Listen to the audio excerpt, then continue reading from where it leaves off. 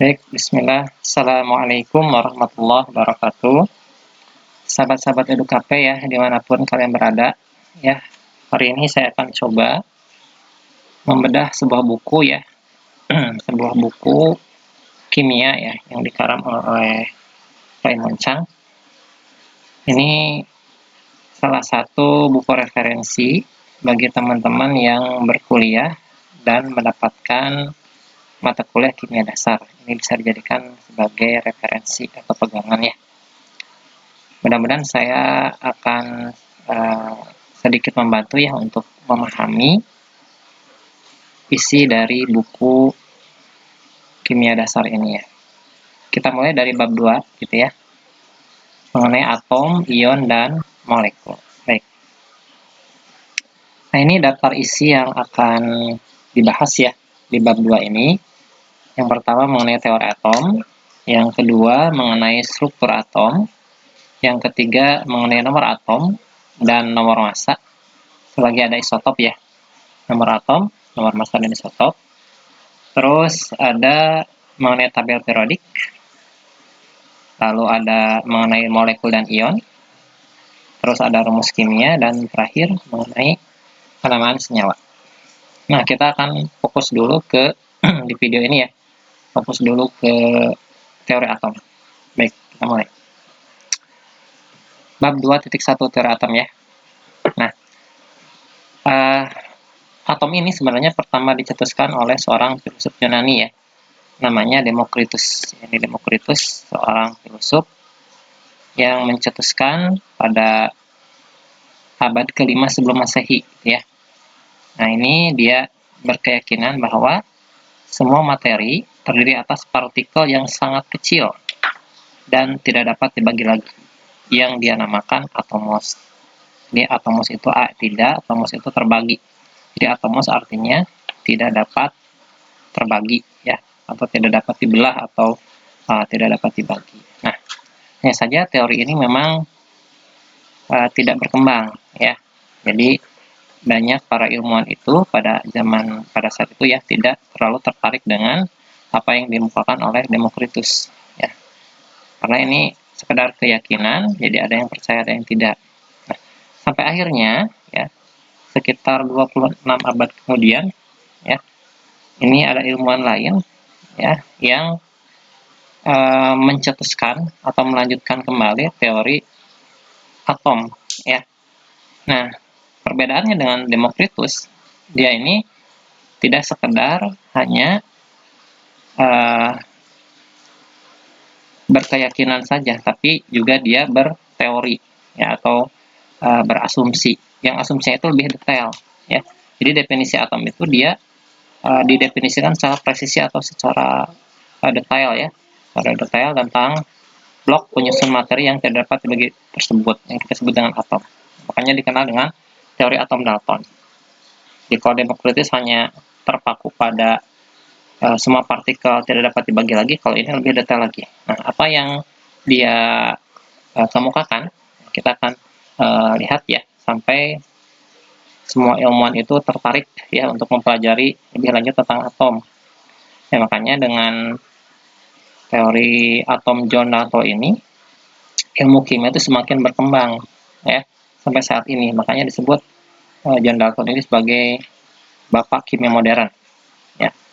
Karena dari teori atom inilah ya orang mempelajari atom sampai berkembang sampai sekarang. Ya. Kita lihat apa teorinya ya. Baik. Nah, ini ada 3 sebenarnya teori dasar yang dikemukakan oleh John Dalton ya. Yang pertama kita lihat ya. Nah, ini yang pertama dia mengemukakan bahwa unsur ya, unsur tersusun atas partikel yang sangat kecil ya, yang sangat kecil yang disebut dengan atom. Nah, ini memang teorinya Demokritus sudah menyatakan ya. Nah, cuma dia lebih detail lagi. Kita lihat apa ya. Oke, ini ya. Di semua atom unsur tertentu adalah identik, yaitu memiliki ukuran, massa, dan sifat kimia yang sama. Ya, kita lihat maksudnya seperti ini ya. Oke. Nah, misalnya ini ya, ada atom unsur X ya. Seperti ini ya, atomnya warnanya misalnya ya warna abu seperti ini. Nah, dia itu identik ya. Memiliki ukurannya ini sama ya, ukurannya sama. Terus juga masanya sama, sifat kimia juga sama ya. Terus ada atom unsur Y. Ini juga sama ya. Ukurannya sama gitu ya. Masanya sama gitu ya. Sifat kimia sama. Itu yang dimaksud dengan Dalton gitu. Terus juga atom satu unsur ya. Ini atom satu unsur tertentu berbeda dari atom semua unsur. Jadi atom unsur X ini berbeda dengan atom unsur Y.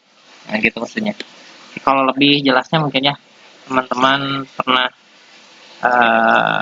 berkenal dengan atom O misalnya gitu ya. O ya, O itu misalnya ini O gitu ya, misalkan ini H gitu kan. Nah, atom H ini seperti ini misalkan gitu ya. Nah, bentuknya, ukurannya, masanya. O juga seperti ini misalnya. Begitu pula atom yang lain ya. Seng, misalkan emas itu punya itu berbeda dengan atom yang lain. Jadi kita lanjutkan ya. Sekarang yang kedua. Yang kedua, senyawa tersusun atas atom-atom dari dua unsur atau lebih ya. Terus dalam setiap senyawa, perbandingan antara jumlah atom dari setiap dua unsur yang ada bisa merupakan bilangan bulat atau pecahan sederhana. Nah, kita lihat dulu ya. Senyawa itu tersusun atas dua unsur atau lebih. Nah, ini misalnya ini ada senyawa apa? Atau molekul ya, molekul X2Y atau senyawa X2Y. Nah, ini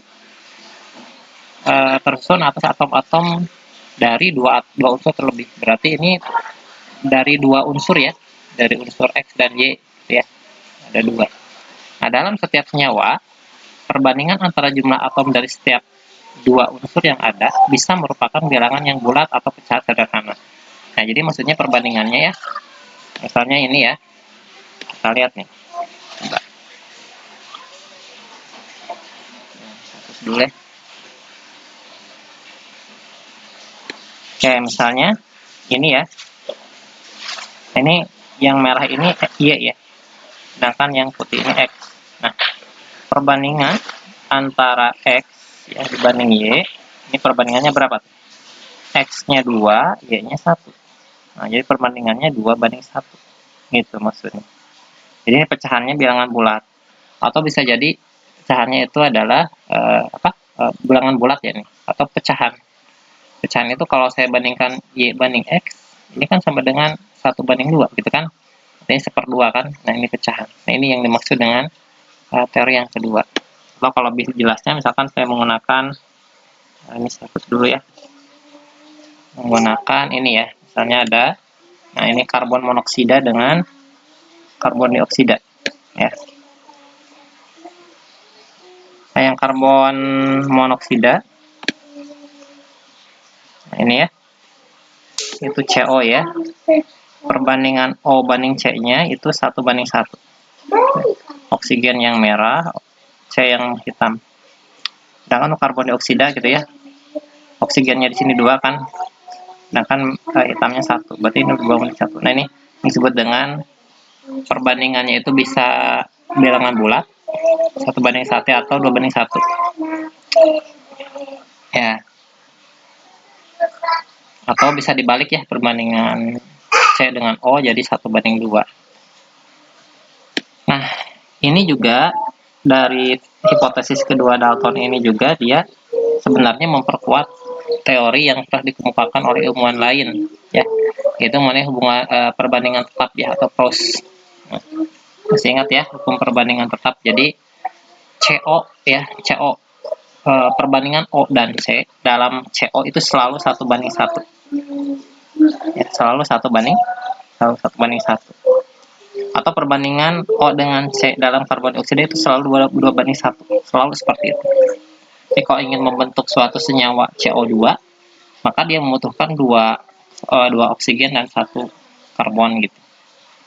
Nah, ini ya. Selanjutnya ini juga sebenarnya memunculkan teori kimia yang baru yang ditemukan oleh Dalton ini, yaitu yang dikenal dengan hukum kelipatan berganda, ya, di mana hukum kelipatan berganda ini menyatakan bahwa, ya, jika ada dua senyawa, ya, misalnya ini, ya, ada dua senyawa, kan saya punya ini adalah karbon monoksida dengan karbon dioksida, ya, maka misalnya perbandingan oksigen, ya, pada senyawa CO dengan oksigen pada CO2 itu selalu merupakan kelipatan bilangan bulat, ya. Nah, kalau kita lihat ini perbandingannya berapa nih? Oksigen dalam CO itu kan 1, ya. Oksigen dalam itu 1, oksigen dalam CO itu 1, ya, ini 1. Sedangkan oksigen dalam CO2 itu 2. Maka perbandingan oksigennya adalah, ya, dalam CO banding CO2, ya, itu selalu 1:2 gitu, ya. Nah, ini kita lihat. Nah, perbandingan oksigen dalam CO dan CO2 1:2, ya. Oke. Yang terakhir adalah teori yang ketiga, ya. Teori yang ketiga. Yang terjadi dalam reaksi kimia hanyalah pemisahan, penggabungan, atau penyusunan ulang atom-atom. Reaksi kimia tidak mengakibatkan penciptaan atau pemusnahan atom-atom. Nah, jadi atom-atom yang terlibat dalam reaksi kimia itu, ya itu juga gitu, ya. Ya. Nah, ini contohnya, ya, misalkan gini, ya.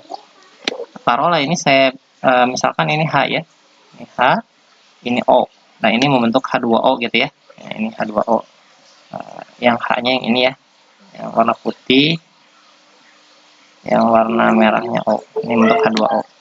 Jadi kalau kita lihat gitu, ya, dalam H2O ini, ya, yang terlibatnya hanya unsur H dan O saja gitu. Tidak ada unsur yang lain. Jadi tidak mengakibatkan penciptaan atau pemusnahan atom-atom. Dan juga dia merupakan pemisahan dan penggabungan penggabungan atau penyusunan ulang. Nah, ini kan penggabungan, ya. Nah, jadi H bergabung. Nah, ini saya dulu ini. Ini saya hapus dulu.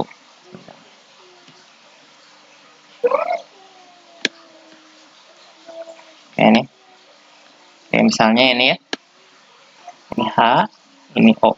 Jadi satu atom O bergabung dengan dua atom H, kan? Yang membentuk ini H2O, kan? Terus juga ini, ya. Satu ini bergabung dengan dua ini misalnya gitu, ya. Satu ini bergabung dengan ini. Nah, satu ini bergabung dengan ini. Ini bergabung dengan dua atom H ini. Ini bergabung dengan dua atom ini. Ini bergabung dengan dua atom ini misalnya. Nah, ini misalnya gitu, ya. Atom O ini bergabung dengan atom H ini. Nah, membentuk ini. Berarti pas, ya, semuanya. Nah, itu yang disebut dengan hipotesis teori atom yang ketiga dari Dalton. Mudah-mudahan bermanfaat. Saya cukupkan segitu dulu, ya. Jadi kita videonya memang sedikit-sedikit dulu, ya, biar teman-teman bisa lebih fokus, ya. Nanti kita lanjut insya Allah di 2.2, ya. Baik, terima kasih. Assalamualaikum warahmatullahi wabarakatuh.